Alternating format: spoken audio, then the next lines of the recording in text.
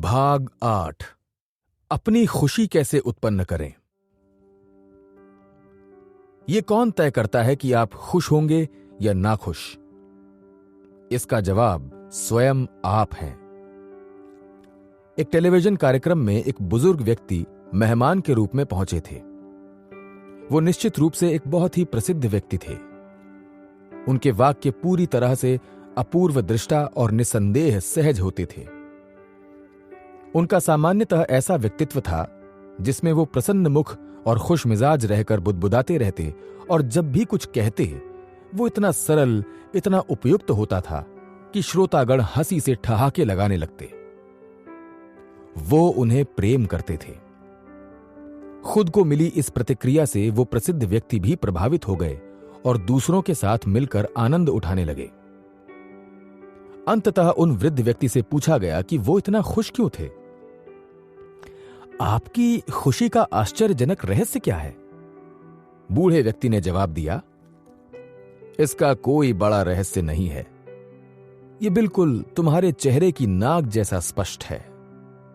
मैं जब सुबह उठता हूं, उन्होंने बताया, मेरे पास 2 विकल्प होते हैं, चाहे तो खुश होना या नाखुश। और तुम्हें क्या लगता है कि मैं क्या हो सकता हूं? मैं सिर्फ खुश होना चाहता हूं, और यहां यही सब होता है। यह अत्यधिक सरल दिखता है और ऐसा प्रतीत होता है कि बूढ़ा आदमी बहुत ही सामान्य था। लेकिन मुझे याद है कि अब्राहम लिंकन, जिन्हें कोई भी व्यक्ति सामान्य नहीं कह सकता, ने कहा था कि लोग तभी खुश हो सकते हैं जब उनका मन खुश होगा। यदि आप नाखुश होना चाहेंगे तो आप नाखुश हो सकते हैं। यह प्राप्त होने वाली संसार की सबसे आसान चीज है। आप जरा नाखुश होना चुनें, स्वयं को यह कहते जाएं कि चीजें ठीक प्रकार से नहीं हो रही, कुछ भी संतुष्टिजनक नहीं है, और आप निस्संदेह थोड़े से नाखुश हो जाएंगे। लेकिन स्वयं से कहें, चीजें ठीक से हो रही हैं, जीवन अच्छा है, मैं खुशी चुनता हूं, और आपको अपने विकल्प पर पक्का विश्वास हो जाएगा। बच्चे खुश रहने में बड़ों से अधिक माहिर होते हैं। वो वयस्क जो मध्यम और वृद्धावस्था में भी बच्चों के स्वभाव को अपनाए रख सकते हैं, वो प्रतिभावान होते हैं, क्योंकि वो वास्तव में उस खुश मिजाज स्वभाव का संरक्षण कर पाएंगे जिससे ईश्वर ने उन्हें बचपन में नवाजा था। ईसा मसीह की बारीकियां असाधारण होती हैं, क्योंकि वो हमें बताते हैं कि इस संसार में रहने का तरीका बच्चों जैसा हृदय और मन रखना होता है। अन्य शब्दों में कहें तो स्वभाव में कभी बूढ़े या क्षीण या मुरझाए नहीं, स्वभाव में कभी अत्यंत जटिल ना बने। मेरी 9 साल की छोटी बेटी एलिजाबेथ के पास खुश रहने का जवाब है। एक दिन मैंने उससे पूछा, बेटी, क्या तुम खुश हो? बेशक, मैं खुश हूं, उसने जवाब दिया। क्या तुम हमेशा खुश रहती हो? मैंने पूछा। बेशक, उसने जवाब दिया, मैं हमेशा खुश रहती हूं। तुम्हें किससे खुशी होती है? मैंने पूछा। क्यों? मैं नहीं जानती, उसने कहा, मैं बस खुश रहती हूं। कुछ तो ऐसा होगा जिससे तुम्हें खुशी मिलती होगी, मैंने जोर देकर पूछा। अच्छा, तो मैं आपको बताती हूं कि वो चीज क्या है। मेरे खिलौने जिनसे मुझे खुशी मिलती है, मुझे वो पसंद है। मुझे स्कूल जाना पसंद है। मैंने कुछ नहीं कहा था, लेकिन उसे मुझसे ये बिल्कुल भी नहीं मिला। मैं अपने अध्यापकों को पसंद करती हूं, और मैं चर्च जाना पसंद करती हूं। मैं संडे स्कूल और संडे स्कूल की अध्यापिका को पसंद करती हूं। मैं अपनी बहन मार्गरेट और अपने भाई जॉन को पसंद करती हूं। मैं अपने माता व पिता से प्रेम करती हूं। मैं जब बीमार हो जाती हूं तो वो मेरी परवाह करते हैं, और वो सब मेरे साथ अच्छा व्यवहार करते हैं। ये एलिजाबेथ के खुश होने का एक नुस्खा है, और मुझे ऐसा लगता है कि वो ये सब है। उसके खिलौने यानी उसके साथी, उसका स्कूल, वो जगह जहां वो काम करती है, उसका चर्च और संडे स्कूल जहां वो पूजा करती है, उसकी बहन, भाई, माता व पिता, जिसका मतलब एक घर का क्षेत्र जहां प्रेम पाया जाता है। खुशियां आपके घरौंदे में ही समाई होती हैं। आपके जीवन से संबंधित तत्वों में सबसे ज्यादा खुशियां होती हैं। लड़के व लड़कियों के एक समूह से उन चीजों की सूची बनाने के लिए कहा गया जिनसे उन्हें खुशी होती थी। उनका जवाब अपेक्षाकृत दिल को छूने वाला था। यहां लड़कों की सूची थी: एक पसंद आने वाली उड़ान, पानी की गहराई में देखना, साफ पानी, नाव के कमान द्वारा पानी काटना, एक बहुत तेज भागती हुई ट्रेन, कुछ भारी सामान उठाते हुए एक बिल्डर की क्रेन, मेरे कुत्ते की आंखें। और ये वो चीजें थीं जो लड़कियों को खुशी प्रदान करती थीं। नदी के किनारे स्ट्रीट लाइट, पेड़ के भीतर छत, चिमनी से निकलता धुआं, लाल मखमल, बादलों में चंद्रमा। इस संसार के सुंदर भावों में से यहां कुछ ऐसे हैं जिन्हें व्यक्त किया गया है। हालांकि यहां केवल अधूरी चीजों का ही वर्णन किया गया है। एक खुशमिजाज इंसान बनने के लिए अपनी आत्मा, आंखें साफ रखें, जो सामान्य जगह बच्चों के हृदय और मानसिक सहजता में शौर्य गाथाएं ढूंढ सके। हम में से बहुत से लोग अपनी अप्रसन्नता का कारक स्वयं ही होते हैं। स्वभावतः सभी अप्रसन्नताएं स्वयं उत्पन्न नहीं होती, बल्कि कई संतापों के लिए सामाजिक अवस्थाएं जिम्मेदार होती हैं। फिर भी ये एक वास्तविकता है कि बहुत हद तक हम अपने विचार और स्वभाव द्वारा ही अपने जीवन के घटक अप्रसन्नता या प्रसन्नता से सारभूत हो पाते हैं। 5 में से 4 लोग उतना खुश नहीं होते जितना वो हो सकते हैं। एक बहुत ही प्रसिद्ध अधिकारी ने यह कहा, और वो इसमें ये बात जोड़ते हैं कि अप्रसन्नता मन की सबसे सामान्य अवस्था है। चाहे व्यक्तिगत खुशी कम लगे, इस स्तर पर मुझे यह कहने में शंका होगी, लेकिन मेरी गणना के हिसाब से मैंने बहुत से लोगों को अप्रसन्न होते हुए देखा है। चूंकि प्रत्येक इंसान की मूलभूत चाह वो मौजूदा अवस्था होती है जिसे प्रसन्नता कहते हैं। इसके लिए कुछ किया जाना चाहिए। प्रसन्नता प्राप्त करने योग्य होती है और इसे प्राप्त करना कठिन नहीं है।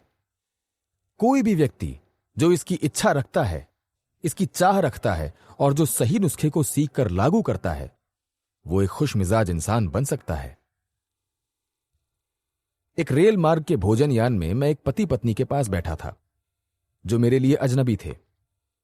उस महिला ने महंगे कपड़े पहने थे, जैसे कि रोएदार खाल से बने हुए वस्त्र, हीरे और ऊपरी वस्त्र जिन्हें वो दिखा रही थी, लेकिन वो उस समय बहुत नाखुश थी। इसके अपेक्षाकृत उन्होंने शिकायत करते हुए कहा कि रसोईयान बहुत ही मैली और हवादार है, सेवा खराब है और खाना सबसे अरुचिकर है। उन्होंने प्रत्येक वस्तु के बारे में शिकायत और परेशानी व्यक्त की।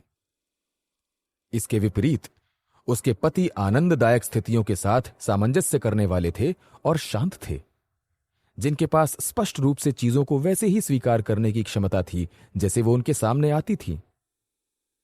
मुझे याद है, वो अपनी पत्नी के नाजुक व्यवहार और उससे भी थोड़ा सा अप्रसन्न एवं दुखी दिखे, क्योंकि वो उसे खुशी देने के लिए अपने साथ यात्रा पर लाए थे। इस बातचीत को बदलने के लिए उन्होंने मुझसे पूछा कि मैं किस व्यवसाय में हूं। फिर उन्होंने कहा, मैं एक वकील हूं। फिर उन्होंने एक बड़ी गलती की। उन्होंने मुस्कुराते हुए कहा कि मेरी पत्नी निर्माण व्यवसाय में है। यह बहुत विचित्र था, क्योंकि वो महिला औद्योगिक या कर्मचारी वर्ग की नहीं दिखती थी। इसलिए मैंने पूछा, वो किस तरह के उत्पाद का उत्पादन करती हैं? अप्रसन्नता, उन्होंने जवाब दिया। वो अपनी ही अप्रसन्नता का उत्पादन करती हैं।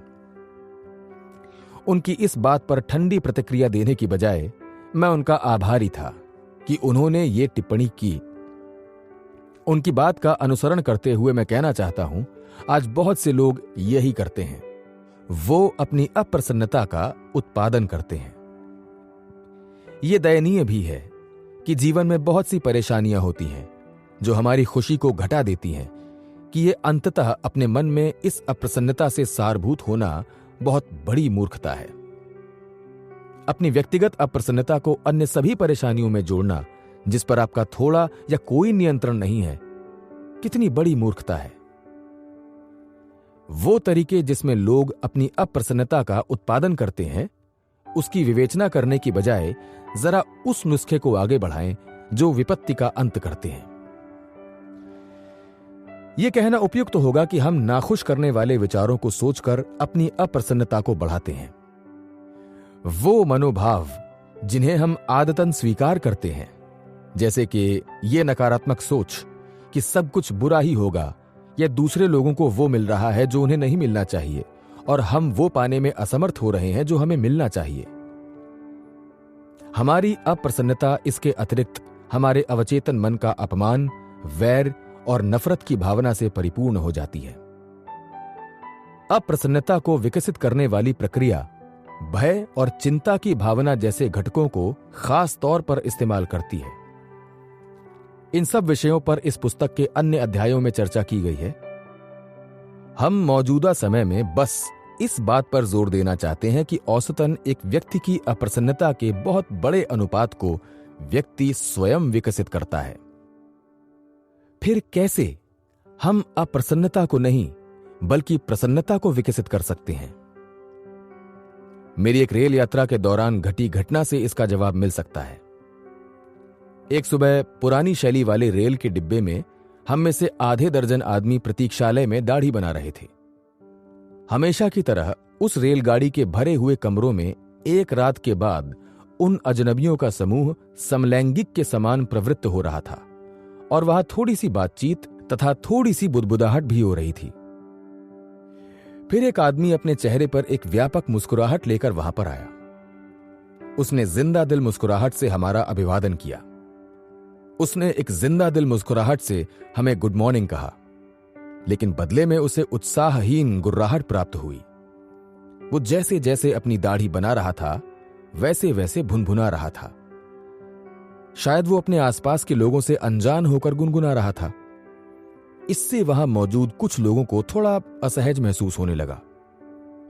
अंततः एक व्यक्ति ने व्यंग्यात्मक ढंग से कहा, तुम शायद आज सुबह बहुत खुश हो, इतने खुश क्यों हो?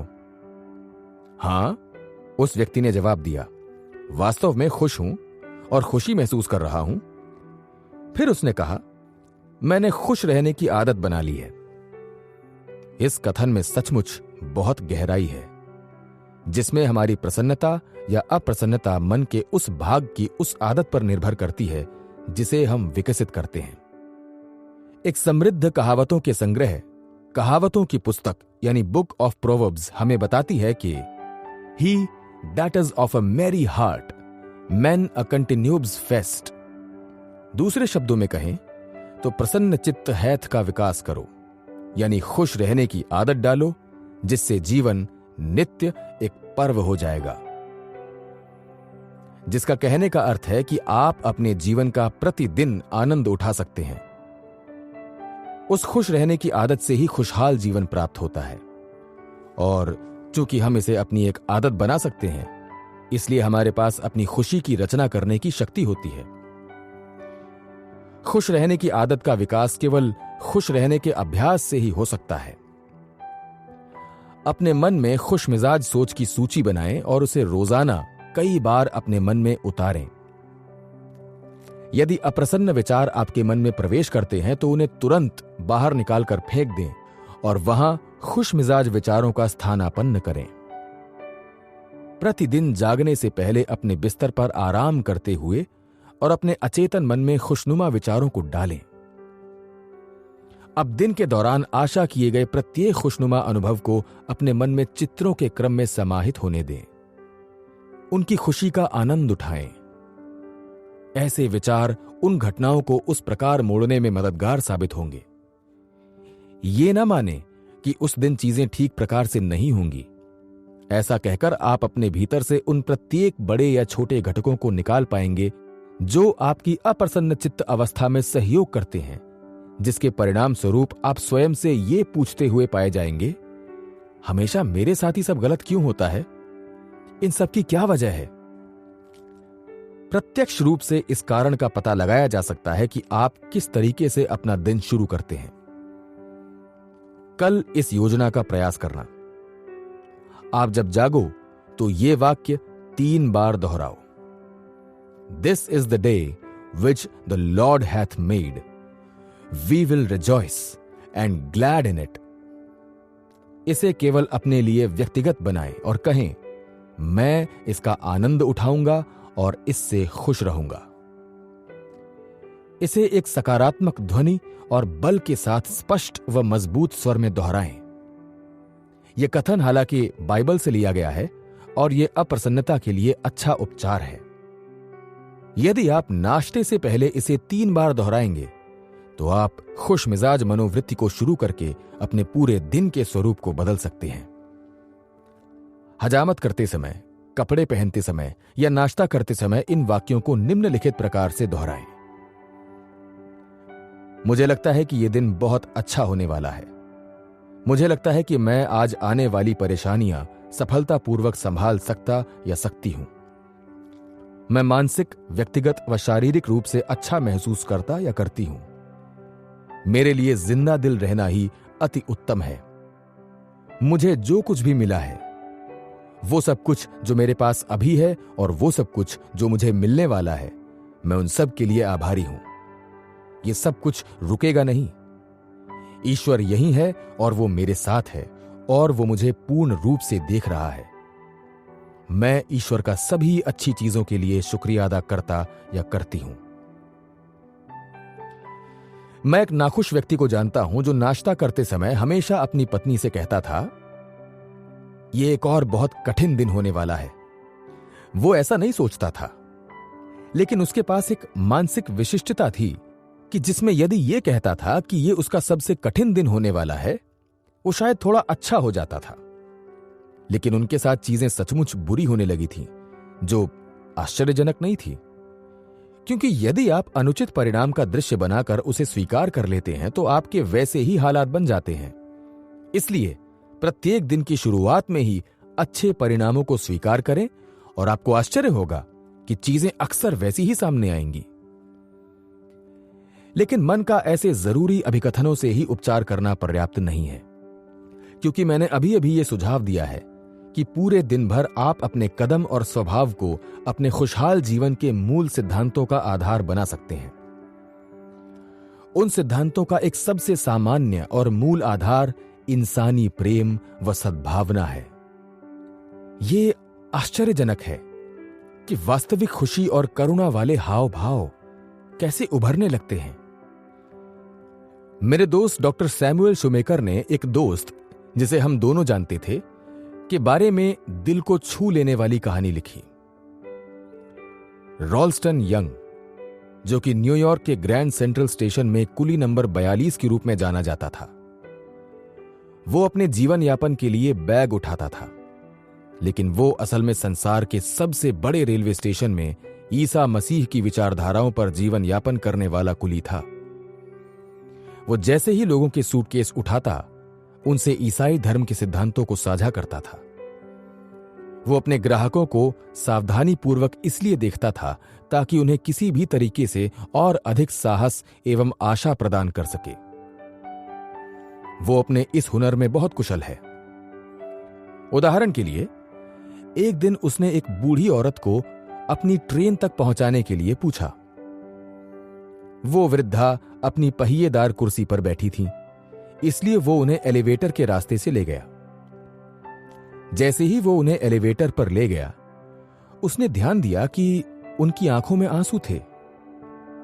जैसे ही एलिवेटर नीचे आने लगा, रॉल्स्टन यंग वहीं खड़ा रहा। उसने अपनी आंखें बंद की और ईश्वर से पूछने लगा कि वो उनकी मदद कैसे कर सकता है, और ईश्वर ने उसे राह दिखा दी। उसने जैसे ही उनकी कुर्सी उस एलिवेटर से नीचे उतारी, उसने मुस्कुराते हुए कहा, मैडम, यदि आप बुरा ना माने तो मैं एक बात कहूं? आपकी पहनी हुई टोपी बहुत ही सुंदर लग रही है। वृद्धा ने उसकी ओर देखा और कहा, शुक्रिया। और मैं ये भी कहना चाहूंगा, उसने कहा, यह जो आपने पोशाक पहनी है बहुत ही प्यारी लग रही है। मुझे ये बहुत पसंद आई। एक महिला होने के नाते उन्हें यह बहुत पसंद आया और अच्छा महसूस ना करने के बावजूद उन्होंने प्रसन्न होकर पूछा, इस पूरे संसार में तुमने मुझे ही ये अच्छी बातें क्यों बोली? ये तुम्हारे लिए सोचने वाली बात है। हां बिल्कुल, उसने कहा, मैंने देख लिया था कि आप कितनी दुखी थीं। मैंने देखा था कि आप रो रही थीं, और फिर मैंने ईश्वर से पूछा कि मैं आपकी मदद कैसे कर सकता हूं। ईश्वर ने कहा, उनसे उनकी टोपी के बारे में बात करो, उनकी पोशाक के बारे में बात करो, साथ में यह भी कहना कि यह मेरा निजी विचार था। रॉल्स्टन यंग और उसके ईश्वर दोनों जानते थे कि एक महिला के मन को परेशानियों से कैसे बाहर निकाला जाए। क्या आप अच्छा महसूस कर रही हैं? उसने फिर पूछा। नहीं, उन्होंने उत्तर दिया। मैं लगातार पीड़ा में रहती हूं। मैं उससे कभी मुक्त नहीं हो पाती हूं।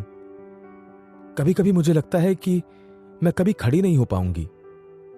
क्या कभी तुमने सोचा है कि इस निरंतर होने वाली पीड़ा का क्या अर्थ है? रॉल्स्टन के पास इसका जवाब था। हां मैडम, मैं समझ सकता हूं, और इसका अर्थ यह है जैसे मैंने अपनी एक आंख खो दी है और जो रात दिन गरम तलवार के समान पीड़ा देती है। लेकिन उन्होंने कहा, तुम अब खुश दिख रहे हो। तुमने ये कैसे किया? इस समय तक वो अब ट्रेन में उनकी सीट के पास था और उसने कहा, केवल प्रार्थना से मैम, केवल प्रार्थना से। उन्होंने धीरे से पूछा, क्या केवल प्रार्थना ने तुम्हारी पीड़ा को दूर कर दिया है? हां, रॉल्स्टन ने जवाब दिया। शायद इससे हमेशा दूर नहीं होती। मैं ये नहीं कह सकता कि यह काम करती है, लेकिन मुझे इस पर विजय पाने में हमेशा मदद मिलती है। इसलिए मुझे इससे अधिक पीड़ा नहीं होती। मैम, आप सिर्फ प्रार्थना करती रहें और मैं भी आपके लिए प्रार्थना करूंगा। उनके आंसू अब सूख चुके थे और उन्होंने उसे प्यार से मुस्कुराते हुए देखा। उनका हाथ पकड़ा और कहा, तुमने मेरे लिए बहुत कुछ अच्छा किया है। 1 वर्ष बीत गया और ग्रैंड सेंट्रल स्टेशन में एक रात रॉल्स्टन यंग को जानकारी मंडप पर पुस्तक वाहक के रूप में लाया गया। वहां एक युवा महिला थी जिसने कहा, मैं आपके लिए मृत शरीर का एक संदेश लाई हूं। मेरी मां ने मरने से पहले कहा था कि तुम्हें ढूंढा जाए और बताया जाए कि तुमने पिछले साल उनकी कितनी मदद की जब तुम उन्हें व्हील चेयर से ट्रेन तक ले गए थे। वो तुम्हें हमेशा याद रखेंगी, अमरत्व में भी। वो तुम्हारे दया भाव एवं प्रेम और समझदारी के लिए तुम्हें हमेशा याद रखेंगी। फिर उस युवा महिला की आंखें आंसुओं से भर गईं और वो फूट फूट कर रोने लगी। रॉल्स्टन चुपचाप खड़े होकर उसे देखने लगा।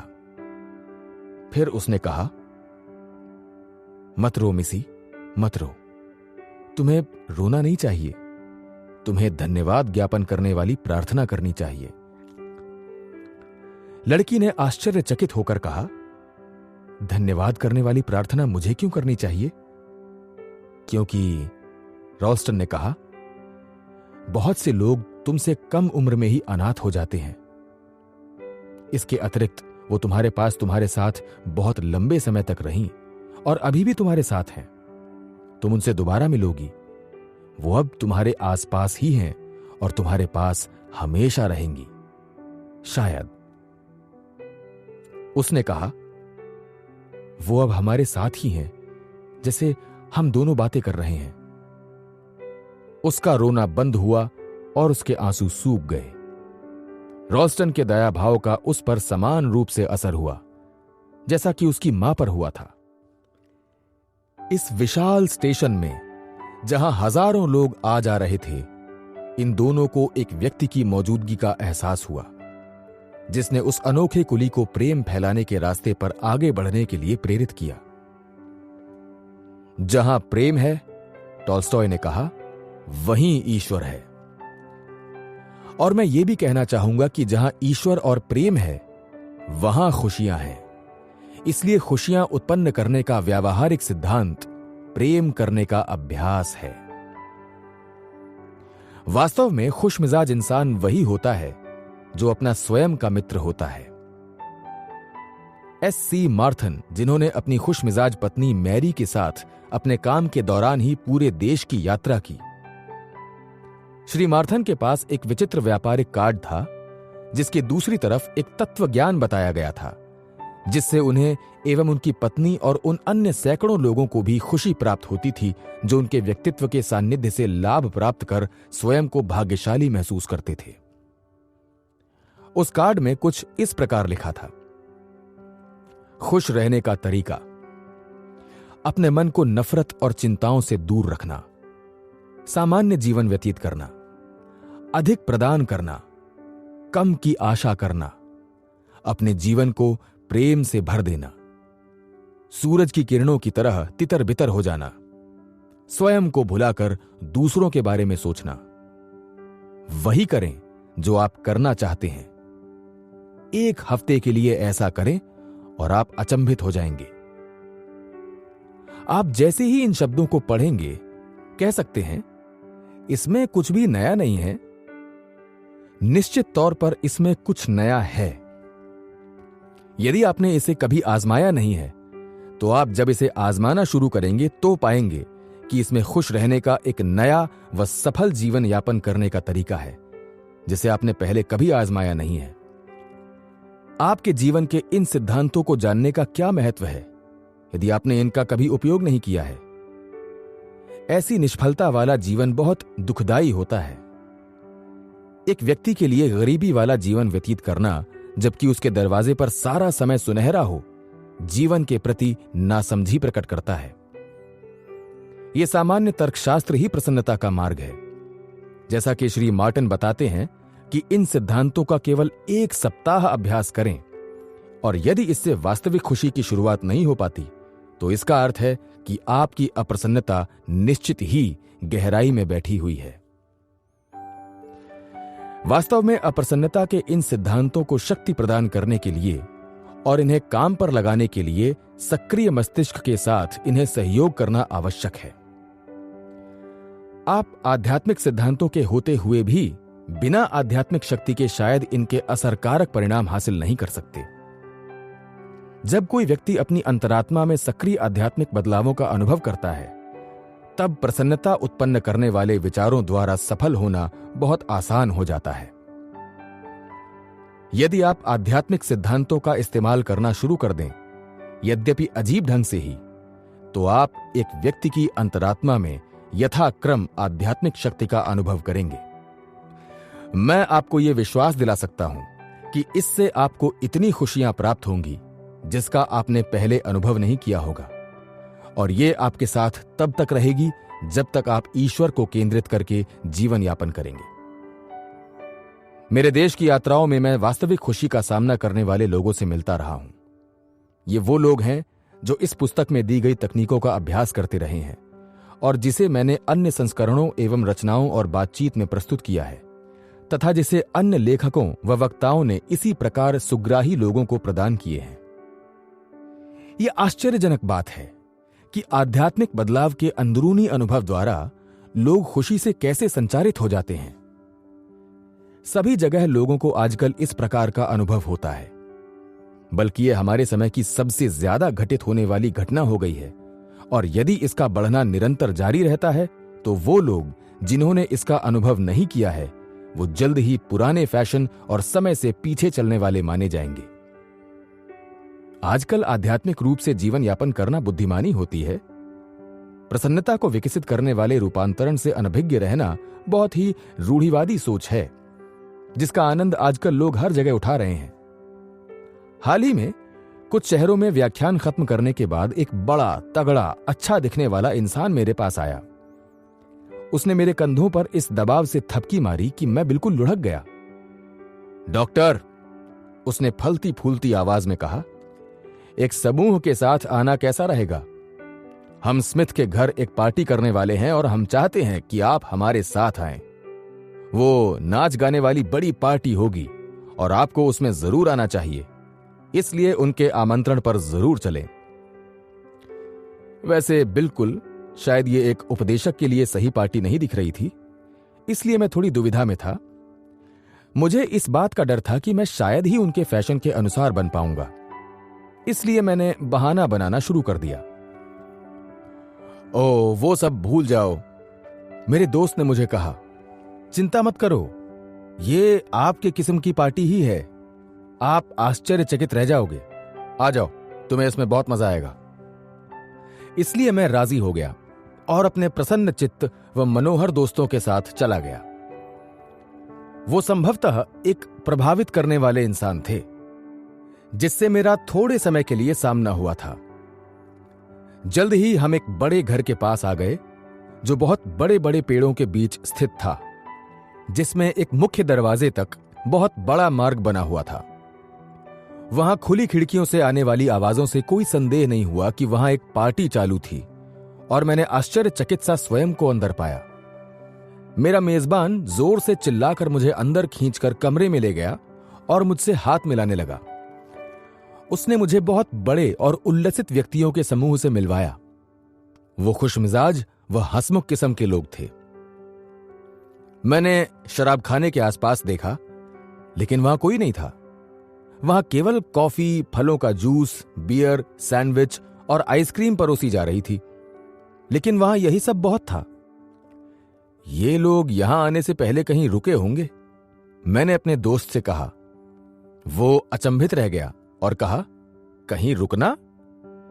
तुम ये क्यों नहीं समझते कि इन लोगों के पास एक अच्छी भावना है? उस तरह की भावना नहीं जैसा आप सोच रहे हो। मुझे आप पर आश्चर्य है। उसने कहा, क्या तुम्हें पता है इस समूह को किस चीज से खुशी मिलती है? वो मानसिक रूप से नए हो गए हैं। उन्हें कुछ ऐसा प्राप्त हो गया है जिससे वो स्वतंत्र हो जाते हैं। उन्होंने ईश्वर को जीवात्मा, प्राण शक्ति, अच्छाई के प्रति ईमानदार पाया है। हां, उसने कहा, उन्हें एक अच्छा नशा होता है, लेकिन वो उस प्रकार का नहीं है जैसा आपको बोतल पीने के बाद होता है। उनके हृदय में एक उत्साह है। फिर मैंने वो देखा जो उसने कहा था। वो निराश दिखने वाले, मैले कुचैले लोगों का समूह नहीं था। वो उस शहर के रहनुमा थे। व्यापारी, वकील, डॉक्टर, अध्यापक, उच्च वर्गीय लोग और बहुत से साधारण लोग। उनका इस पार्टी में बहुत अच्छा समय गुजर रहा था, ईश्वर की बात करके, और वो इसे सबसे साधारण प्राकृतिक तरीके से कर रहे थे। वो आध्यात्मिक शक्ति द्वारा स्वयं के जीवन में होने वाले बदलाव को एक दूसरे को बता रहे थे।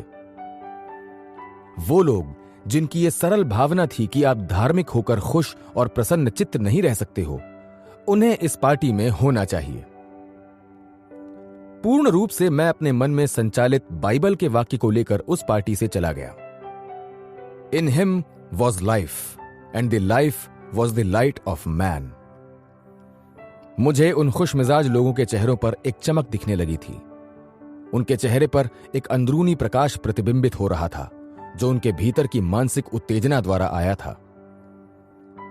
जीवन यानी प्राण शक्ति, और इन लोगों को अपनी प्राण शक्ति स्पष्टतः ईश्वर द्वारा प्राप्त हो रही थी। उन्हें प्रसन्नता विकसित करने वाली शक्ति का ज्ञान हो चुका था।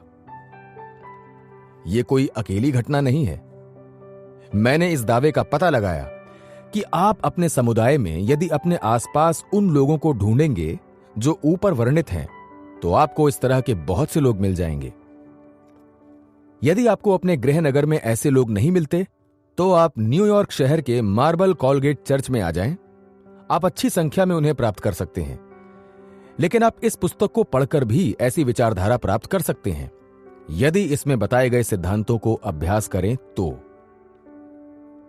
आप जो भी इस पुस्तक में से पढ़ें, उस पर विश्वास करें, क्योंकि वो सही होता है। फिर इस पुस्तक में दिए गए वास्तविक सुझावों पर काम करना शुरू करें, तो आपको भी ऐसा मानसिक अनुभव होगा जो प्रसन्नता को एक स्वरूप प्रदान करता है। मुझे पता है कि ऐसा ही है, क्योंकि बहुत से लोग जिन्हें मैंने ये सुझाव दिया है, जिनका मैंने उल्लेख किया या अगले अध्याय में उल्लेख करूंगा, उन्हें इसी तरीके से एक नई प्राण शक्ति प्राप्त हुई है। फिर स्वयं की अंतरात्मा में बदलाव करके आप स्वयं के लिए प्रसन्नता विकसित करना शुरू करेंगे, न कि अप्रसन्नता को। आप उस किस्म और गुणवत्ता वाली प्रसन्नता से आश्चर्यचकित रह जाएंगे कि क्या आप उसी संसार में रह रहे हैं। वास्तव में यह उस संसार में नहीं होगा क्योंकि आप एक समान नहीं हैं। आप जिस संसार में रहकर निश्चय कर लेते हैं, उससे जैसे ही आप बदलते हैं, आपके संसार में भी बदलाव आता है। यदि हमारी प्रसन्नता हमारे विचारों द्वारा निश्चित होती है, तो हमें उन विचारों को बाहर निकालने की जरूरत होती है जिनसे तनाव और उदासी पैदा होती है। तो पहला, ऐसा केवल उन्हीं विचारों को ठानकर किया जा सकता है। दूसरा, उस तकनीक को प्रयुक्त करके जिसे मैंने एक व्यापारी को बताया था। मैं उससे दोपहर के भोजन पर मिला था और ऐसी निराशा को कभी कभार ही सुना था। उसकी बातचीत इतनी निराशाजनक थी जिससे मैं शायद ही प्रभावित हो सकता था। उसमें निराशा वृत्ति की बू आती थी। उससे बात करते हुए आपको ऐसा लगेगा कि वो सब कुछ बर्बाद होने के चरम बिंदु पर था। वो आदमी सचमुच थक चुका था। परेशानियों ने इकट्ठा होकर उसके मन को अभिभूत कर दिया था, जो अपने उस आश्रय स्थल से छुटकारा पाना चाहता था, जो जर्जर हो चुका था, जो उसकी शक्ति के लिए बहुत ज्यादा था। उसकी मुख्य समस्या उसके चिंतन के स्वरूप में थी। उसे प्रकाश और आस्था का संचार करने की जरूरत थी। इसलिए मैंने निडरतापूर्वक कहा, यदि तुम अच्छा महसूस करना चाहते हो, दुखी होने से बचना चाहते हो, तो मैं तुम्हें कुछ ऐसी चीज दूंगा जो तुम्हें रूपांतरित कर देगी। तुम क्या कर सकते हो? वो फुफकारने लगा। क्या तुम चमत्कार करने वाले हो? नहीं, मैंने जवाब दिया, लेकिन मैं तुम्हें चमत्कार करने वाले एक व्यक्ति से मिलवा सकता हूं, जो तुम्हारे सारे दुख हर लेगा और तुम्हारे जीवन को नया स्वरूप प्रदान करेगा। मेरा यही मतलब है। मैंने उससे विदा लेते हुए उसे यह बताया। वो प्रत्यक्ष रूप से काफी उत्सुक हो गया। इस कारण वो मुझसे थोड़ी देर में मिला और मैंने उसे उसके मतलब की छोटी सी थॉट कंडीशनर नामक पुस्तक भेंट की। उसमें स्वास्थ्य और प्रसन्नता उत्पन्न करने वाले 40 विचार शामिल थे। वो ज्यादा से ज्यादा एक पॉकेट आकार की पुस्तिका थी। मैंने बताया कि वो उसे आसानी से परामर्श लेने के लिए अपने पास रखे और उसमें दिए गए प्रत्येक विचार को 40 दिनों के लिए प्रतिदिन मस्तिष्क में डाले। मैंने ये भी सुझाव दिया कि वो प्रत्येक विचारधारा का मन में स्मरण करे, उसे अवचेतन मन में विलीन होने दे। इससे उसके गुणकारी विचारों की कल्पना द्वारा मन पर स्वास्थ्यकर और शांत प्रभाव पड़ता है। मैंने उसे विश्वास दिलाया कि यदि वो इस योजना का अनुसरण करेगा तो उसके ये स्वास्थ्यकर विचार उन अस्वस्थ विचारों को खदेड़ देंगे जो उसकी प्रसन्नता, ऊर्जा और सृजनात्मक क्षमता को कम कर रहे थे। इन विचारों ने थोड़ा सा विचित्र होने के कारण शुरुआत में उसे प्रभावित किया और इन्हें लेकर वो थोड़ी शंका में था, लेकिन उसने निर्देशों का पालन किया। 3 हफ्तों के बाद उसने मुझे फोन किया और चिल्लाकर कहा, लड़के, ये निस्संदेह काम करता है। ये आश्चर्यजनक है। मैंने इसे संभाल लिया है और मुझे निस्संदेह इस पर विश्वास नहीं हो रहा है। उसने इसे सचमुच संभाल लिया था और वो सचमुच एक प्रसन्न व्यक्ति हो गया था। इसके परिणाम से यह सुखद स्थिति निकली, क्योंकि वो अपनी प्रसन्नता को उत्पन्न करने की शक्ति में कुशल हो चुका है। उसने कुछ समय पश्चात मुझे बताया कि उसकी पहली मानसिक बाधा इस तथ्य का सामना करना था जिससे उसकी अप्रसन्नता ने उसे दयनीय बना दिया था। तब वो अपने आत्मदया और आत्मदंड वाले विचारों के साथ अपने घर पर था। उसे पता था कि उसकी बीमार मानसिकता ही उसकी परेशानी का कारण थी, लेकिन वो उन प्रयासों से हटता रहा जिनकी वास्तविक बदलाव लाने के लिए पर्याप्त आवश्यकता थी। लेकिन जब उसने निर्देशानुसार व्यवस्थित ढंग से स्वस्थ विचारों को अपने मन में डालना शुरू किया, तब वो नया जीवन पाने वाला पहला व्यक्ति हो गया। फिर उसे उन रोमांचकारी तथ्यों का एहसास हुआ जो उसे प्राप्त हो सकते थे, फिर और अधिक गजब तथ्य जो उसे प्राप्त हो रहे थे। इसका परिणाम यह हुआ था कि 3 हफ्तों की आत्म सुधार की प्रक्रिया के पश्चात उस पर खुशियों की बौछार होने लगी। इस देश में आज सभी जगह एक ऐसे व्यक्तियों के समूह हैं जिन्होंने खुश रहने के तरीकों का पता लगाया है। यदि हमें अमेरिका के प्रत्येक शहर, नगर और गांवों में ऐसे समूह मिल जाएं, तो हम इस देश का जीवन बहुत कम समय में बदल सकते हैं। हम किस तरह के समूहों की बात कर रहे हैं, इसका वर्णन मैं आगे करता हूं। मैं एक पश्चिमी शहर में भाषण दे रहा था और इसलिए अपने होटल के कमरे में थोड़ी देर से आया। मैं थोड़ी नींद लेना चाहता था क्योंकि मुझे अगली सुबह हवाई जहाज से जाना था। मैं जैसे ही अपने बिस्तर पर गया, मेरा फोन बजने लगा। फोन पर एक महिला ने कहा, यहां मेरे घर पर करीब 50 लोग आपका इंतजार कर रहे हैं। मैंने उसे जवाब दिया कि मुझे सुबह जल्दी निकलना है, इस कारण मैं नहीं आ सकता। ओह, उसने कहा, 2 लोग आपको लेने के लिए निकल चुके हैं। हम लोग आपके लिए प्रार्थना कर रहे हैं और हम आपके शहर छोड़ने से पहले आपको अपने पास बुलाना चाहते हैं तथा आपके साथ प्रार्थना करना चाहते हैं। मुझे खुशी है कि मैं वहां गया, हालांकि मैंने उस रात थोड़ी सी ही नींद ली थी। वो व्यक्ति जो मुझे लेने आए थे, वो 2 शराबी थे जिन्हें आस्था की शक्ति द्वारा ठीक किया गया था। वो 2 सबसे प्रसन्न चित्त, सबसे प्यारे लोग थे जिसकी आप कल्पना भी नहीं कर सकते हैं। वो मुझे जिस घर में ले गए वो पूरी तरह से भरा हुआ था। लोग सीढ़ियों पर, मेज पर, छत पर बैठे हुए थे। हालांकि एक व्यक्ति पियानो पर भी बैठा हुआ था। और वो क्या कर रहे थे? वो एक प्रार्थना सभा करने वाले थे। उन्होंने मुझे बताया कि उस समय उस शहर में ऐसे 60 प्रार्थना समूह चल रहे थे। मैं ऐसी बैठकों में कभी भाग नहीं लेता था। वहां कुछ नहीं था, बल्कि एक भरा हुआ खुशमिजाज स्वतंत्र लोगों का समूह था। मैंने स्वयं को अजनबी महसूस किया। उस कमरे में उत्साह बहुत अधिक था। वो समूह एक गीत में बहा जा रहा था और मैंने ऐसा गीत पहले कभी नहीं सुना था। वो कमरा एक आश्चर्यजनक प्रसन्नता एवं उत्साह से भर चुका था। फिर एक महिला खड़ी हुई। मैंने देखा कि उसके पैरों में एक धनुर्बंधनी थी। उसने कहा, उन्होंने मुझे कहा था कि मैं दोबारा कभी चल नहीं सकती। क्या आप मुझे चलते हुए देखना चाहते हैं? और वो कमरे में आगे पीछे चलने लगी। यह कैसे किया था? मैंने पूछा। भगवान की कृपा से, उसने धीरे से जवाब दिया। फिर एक दूसरी अच्छी दिखने वाली लड़की ने कहा, क्या तुमने पहले कभी नशीली आदतों से पीड़ित किसी व्यक्ति को देखा है? बिल्कुल, मैं एक ऐसी ही इंसान हूं और मैं ठीक हो चुकी हूं। वो सुंदर, आकर्षक, सुशील महिला वहां बैठ गई और उसने भी वही कहा। यीशु ने कर दिखाया। फिर एक जोड़ा जो एक दूसरे से अलग हो चुका था, उन्होंने मुझे बताया कि उन्हें एक साथ लाया गया और वो पहले से बहुत ज्यादा खुश थे। यह कैसे हुआ था? मैंने पूछा। उनका उत्तर था, यीशु ने ऐसा किया था। एक व्यक्ति ने कहा कि वो शराब पीने का आदी था।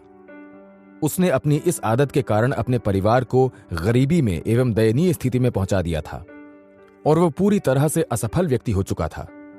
और अब जब वो मेरे साथ खड़ा है, वो एक बहुत मजबूत एवं स्वस्थ व्यक्तित्व हो गया था। मैंने पूछना शुरू किया कि कैसे? उसने सिर हिलाते हुए कहा, यीशु ने किया था। फिर वो एक दूसरे के साथ गाना गाने लगे। फिर किसी ने बत्ती हल्की कर दी और हम सभी ने एक दूसरे का हाथ पकड़कर गोला बना लिया। मुझे ऐसा महसूस हुआ जैसे मैंने बिजली का कोई तार पकड़ा है। उस कमरे में बिजली का प्रवाह हो रहा था। बिना किसी सवाल के मैं उस समूह में मानसिक रूप से सबसे कम विकसित इंसान था। मुझे वो पल याद था जब यीशु सीधे उस घर में थे और उन लोगों ने उन्हें वहां स्थापित किया था। वो उनकी शक्ति द्वारा प्रभावित होने लगे थे। उन्होंने उन्हें नया जीवन प्रदान किया था। वो जीवन जोश खरोश के अदम्य भाव से बुदबुदाते हुए प्रकट हो रहा था। प्रसन्न चित्त रहने का यही एक रहस्य होता है। बाकी सब चीजें गौण होती हैं। इस अनुभव को प्राप्त करें जिससे आपको संसार की सबसे बेहतर एवं वास्तविक विशुद्ध खुशी प्राप्त हुई है। आप जो कुछ इस जीवन में करें, उसे करना न छोड़ें, क्योंकि सब कुछ यही होता है।